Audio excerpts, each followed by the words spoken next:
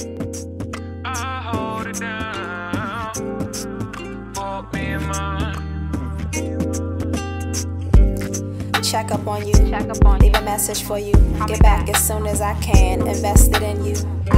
Break bread, stay fed, enough to share what I read. That's cause I care with no doubts that love is there. That's my family, my blood and my extended arms. That's an extension, a hug to hold you lifted in grace and gratitude. Good evening. My name is Douglass Sloan. I am the first vice president of the DC branch of the NAACP. And we are here today at the Bishop John T. Walker School for Boys for their Juneteenth from Liberation to Independence celebration and discussion panel. I have an illustrious panel alongside of me. I guess we can do a quick introduction. I'll let you introduce yourselves because no one knows you better than you. I'm gonna have to start with the young lady though. Hi, I'm Anna Caskin. My father was Bishop Walker. I'm a pediatrician here in Washington, DC, serving the students at Anacostia High School and Roosevelt High School. Fantastic. Hi, my name is Itia Bell-Tanner. I'm the Director of Curriculum Design and Implementation here at the Bishop Walker School for Boys. I'm Kyle Williams, a lifelong educator, former principal at the Community Academy Public Charter School, and the creator of A Long Talk About the Uncomfortable Truth. I'm Rachman Branch, former director of the Mayor's Office on African American Affairs here in DC. Prior to that, principal of Belusinger High School, and now the founder of Inside Urban, independent consultant firm. Fantastic. Indeed. Fantastic. Glad to have you all here. We will not be taking it easy on you because you were Mr. Walker's daughter. Nobody ever did.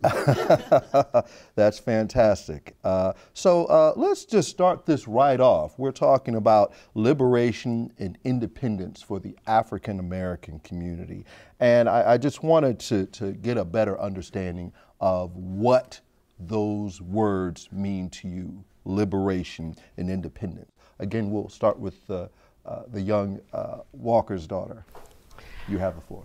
So for me, those words, I was thinking of individual words, liberation, independence, freedom, of course, and the word that sort of floated to the top for me was choice. I think it means being able to make a choice about the way you live your life, where you live your life, how you choose to give your gifts back to the world. And I think for me, that's what really will make a difference in our country, and I'll feel that there's equity when more people are able to make choices about how they live their lives. Okay.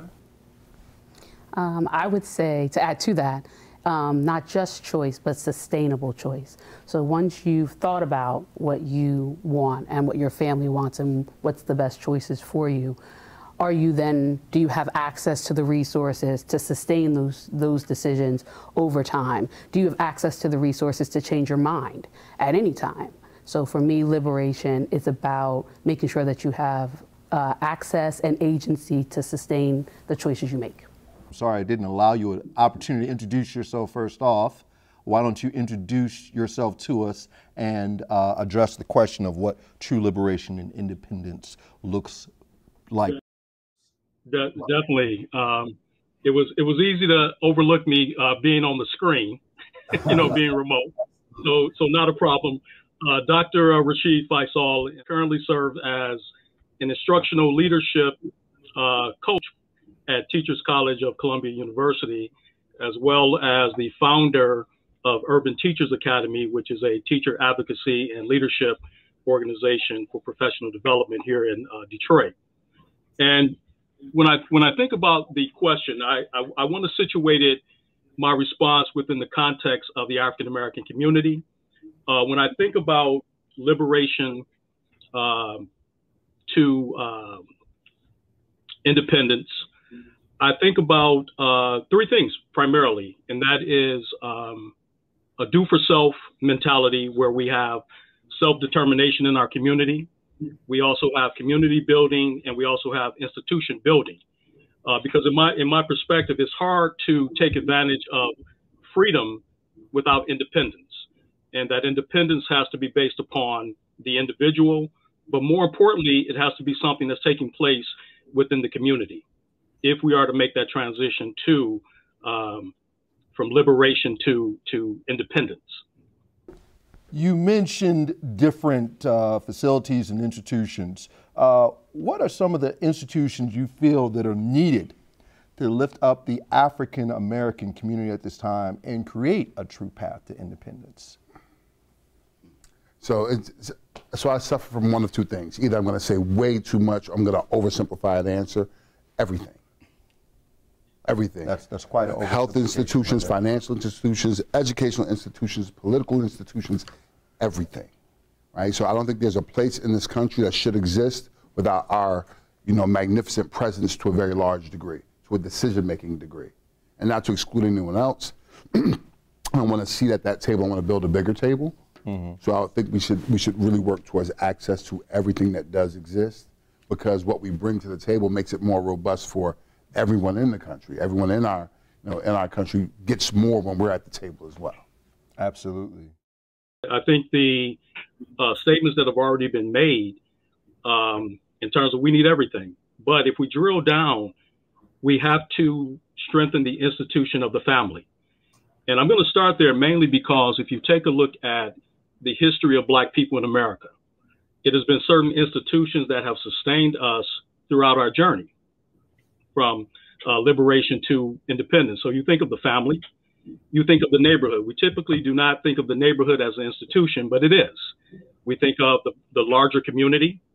We think about our faith-based organizations. We think about education. We also think about the business community, because think about it. We have always moved forward as a people, no matter who was in office politically. So if we think about our journey from the standpoint of, politics only, I think we're negating what I call the Black cultural capital that has basically propelled us forward. And that is the family, our neighborhoods, our community, our faith-based organizations, our educational system, and also our business community. And we've typically leveraged all of those institutions to put pressure on the political system to be responsive to the needs of not just individual Black people, but to those who are furthest behind, those who are at the bottom, the downtrodden. Because if we do not lift all, then we don't lift anyone.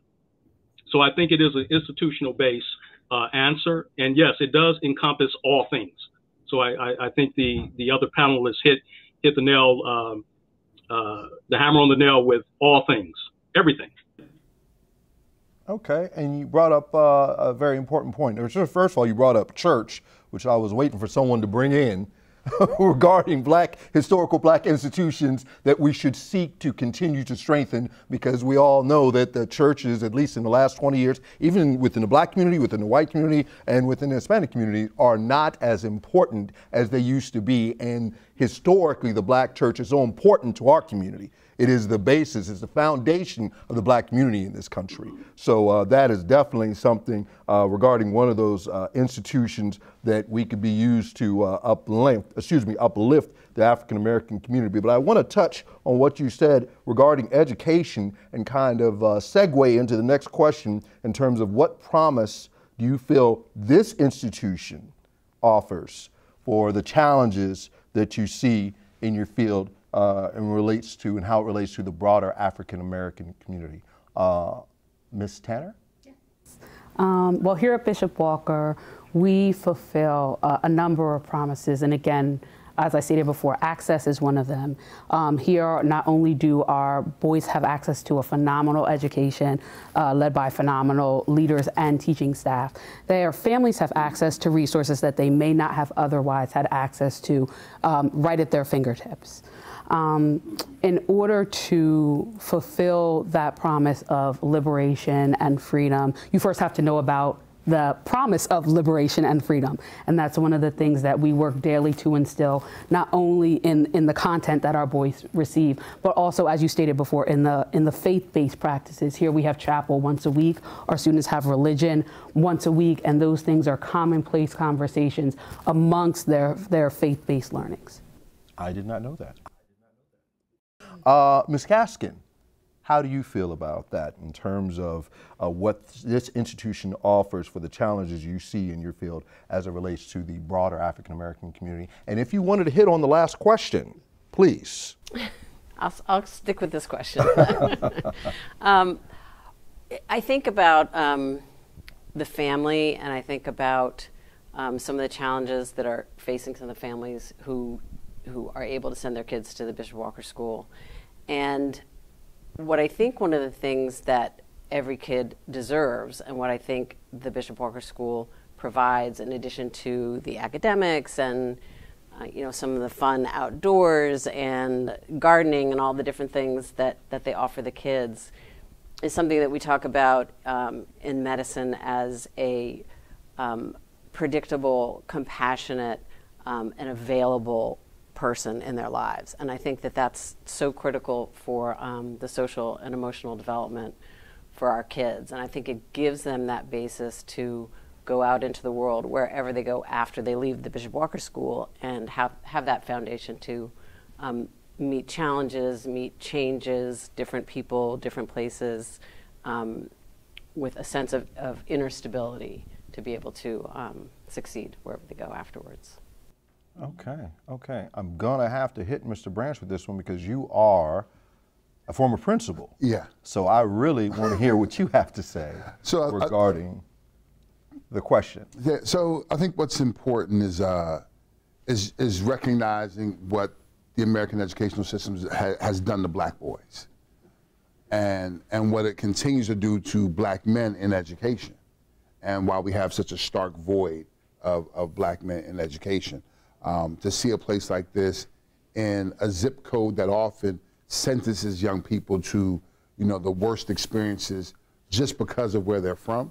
A school like this being built here provides opportunity and affirmation to a bunch of young men who wouldn't get it in too many other places otherwise. So I think there's something to be said for the bravery and the commitment, and even walking in the doors, what you feel here. If we're going to get into, you know, I guess the ethereal of the energy of it all, it feels like a place you'd want to send a child to. It looks like a place where a young man will feel connected. And meeting the staff here, it instantly becomes a place that you want to cheer for. And if you had children of age, you want to send them to. So, you know, to not be a cliche, but it's definitely a diamond. It's definitely a diamond. All right. Indeed. All right. I like to hear that. We're all about positive blackness at the NAACP. That's redundant, brother. Blackness is positive, right? I feel you on that one too. I'm with you on that one too. So through the lens of your individual work, in what ways do you feel that the Bishop Walker School for Boys would serve the broader community now into the future? And I'll let you take this, Kyle. Well, I think piggybacking off what Rock said about, you know, this place, Black Boy Joy is what I'm just thought about when we watched the video earlier and the visit that I had before, is that when you have a place that's specifically designed to appreciate and value young black males, that's just a different space than anywhere else in the world. You know, that's just a place that you come to school to be valued. You come, when you arrive here, you're gonna get that. I've worked in schools all around the country as a consultant doing different things, and I've sat in classrooms where the two black kids in the back were treated a little bit differently or acted a little bit differently, and I tried to pull them to the side, and, you know, but when you're in a space where you're free to be free, how you define who you are as a black child, to be able to sit in the room and have people who are expecting and looking for the value in you as a young black male, that's an entirely different experience from any child that's going through that school. So consistently reminding you of your power and your work. Absolutely. And I think that's the power in it, is that you literally have a place that is here for you to be the most powerful image of yourself possible. And consistently every single day you show up, you're going to get that treatment. So that's powerful. Doc, you want to have a stab at that one? Definitely. I think the panelists definitely, you know, I embrace everything that they're stating. The biggest thing that the panelists shared, in my view, in order to change the narrative, we have to change the narrative. And what I see with Bishop Walker School, it's a North Star. When you think about our history once again, North Star, follow it to freedom. And too often we hear the negatives about young Black students, and especially young Black males. But my attraction to Bishop Walker was through the pictures. I've never visited the school, but like the brother stated, there was an energy from these visual images of young Black boys looking as if they are in an environment that nurtures, cares, and supports their academic development and social development. Because too often the images that we see, especially from research, it characterizes Black males as what? Less intellectual, more criminal, and lacking in ambition. But when you think about Bishop Walker as a North Star, you see a different narrative. And they are changing the narrative of young Black boys by changing the narrative in terms of what people see and what my good brother stated, what you feel. Because as a former principal as well, you can walk into a building, and my brother can attest to this, and you can feel intelligence, you can feel greatness, or you can feel degradation and the criminalization of young Black boys just as soon as you walk through the doors.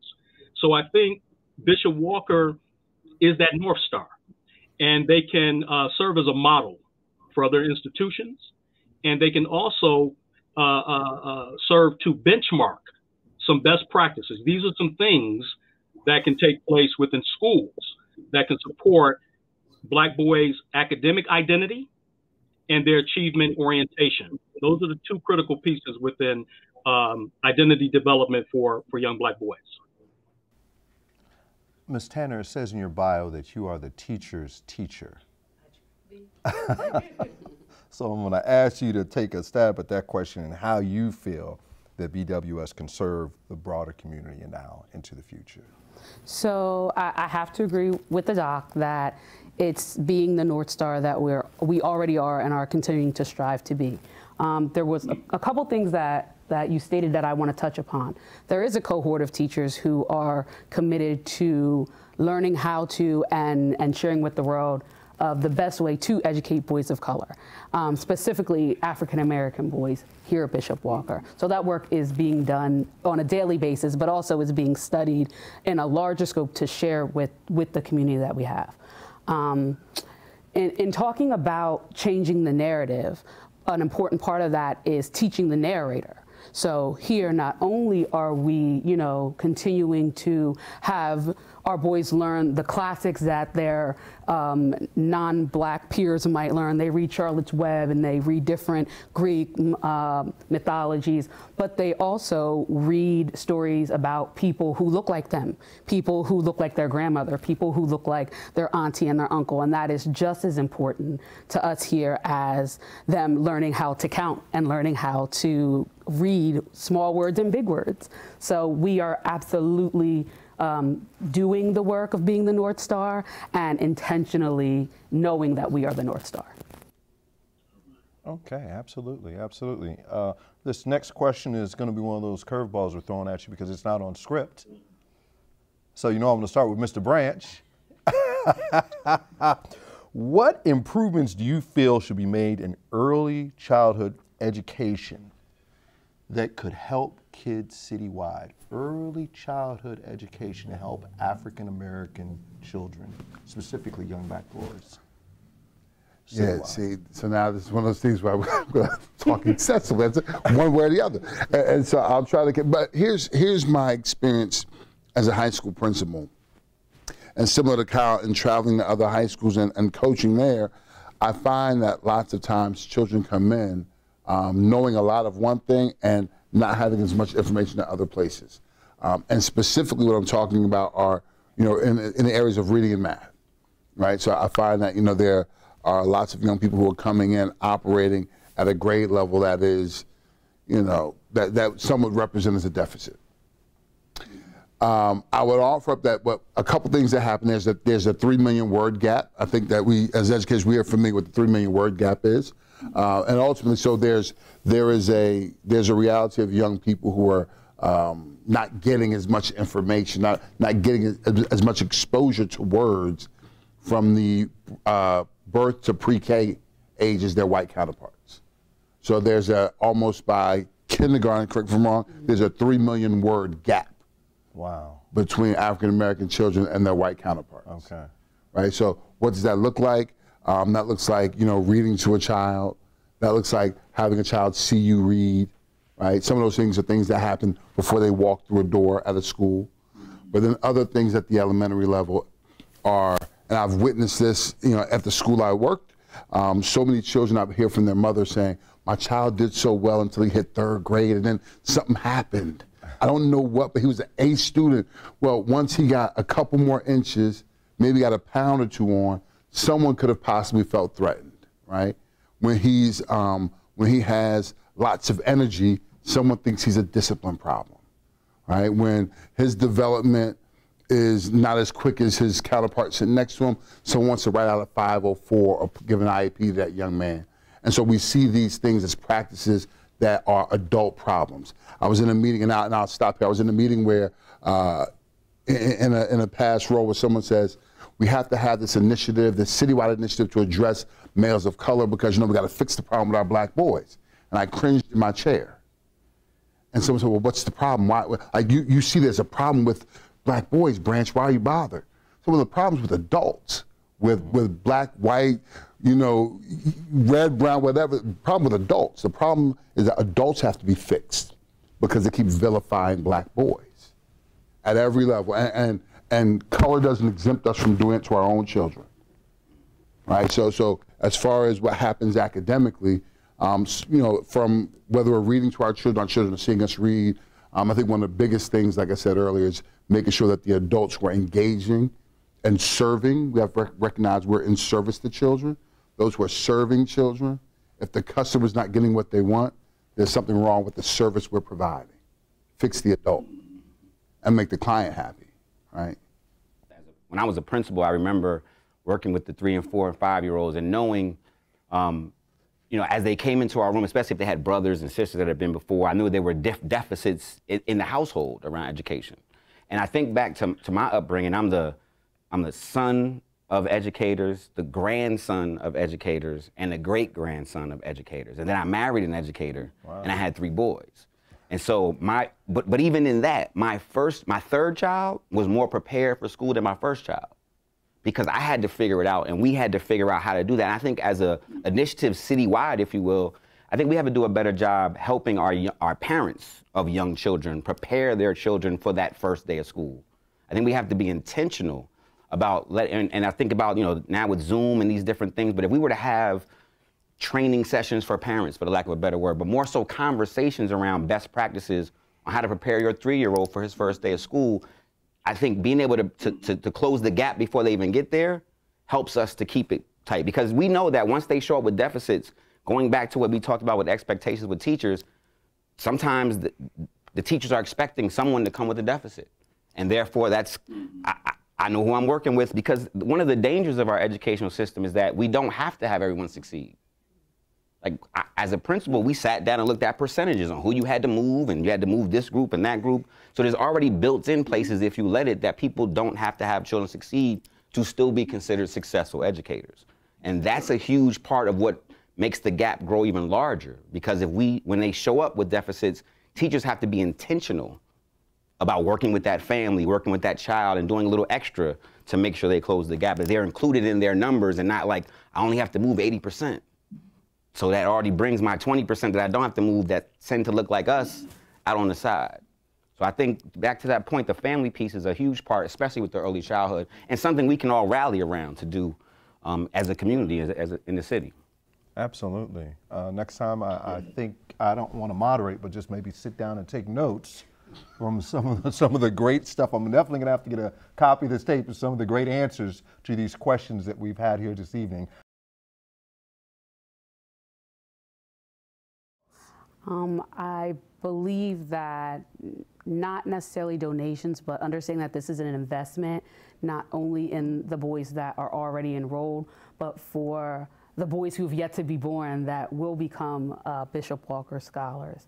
And for Black people, it's important that not only do we donate because we should donate, but also we donate to influence. If we understand and know what our priorities are as adults, when we donate to schools like Bishop Walker, we can not only continue to cultivate that narrative, as has been the word of the evening, but also make sure that that narrative stays a priority within our internal circle and in those external circles that we are also a part of. I definitely like the word investment. I think, donations are sometimes considered charity. And I think this is much more than charitable work.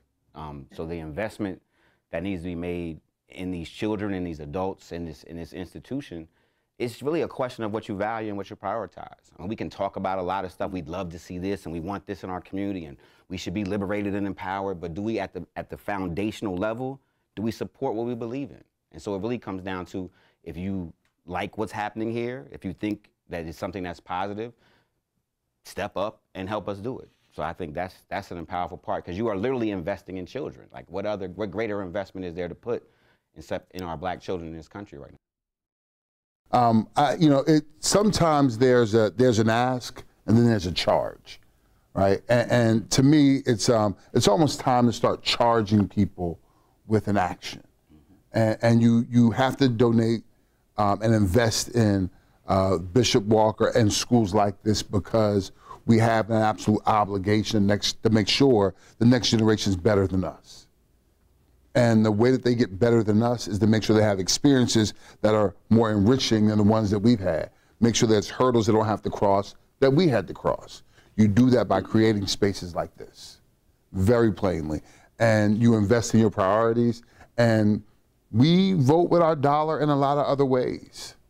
We need to now vote with our dollars, and make the investment in, the brilliance of young black boys. I can't think of a better thing to put your money behind.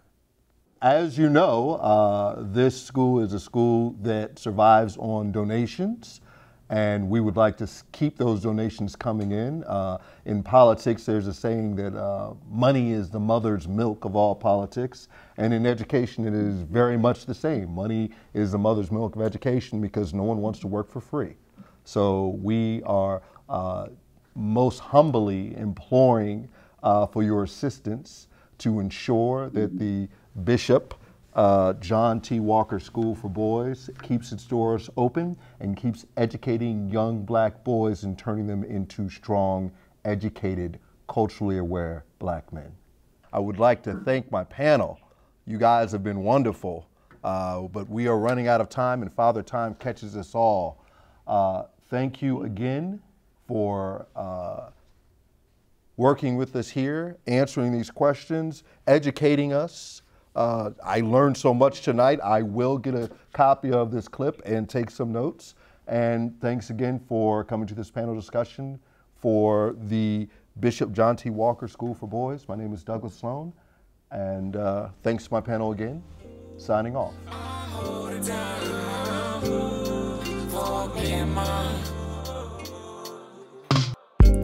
Protect the women, protect the children, when elders speak, lend our ear and listen. We support our own, receive it then give. We preserve our home, nurture where we live. Throw our trash away, throw our mask away, ain't a masquerade. Got some truths today, sunlight for the plants, sun gon' take a stance. Carrying her groceries, hold grandmother's hand. Greeting while approaching me, say hi to my neighbor. Open about what I need, offer up a favor.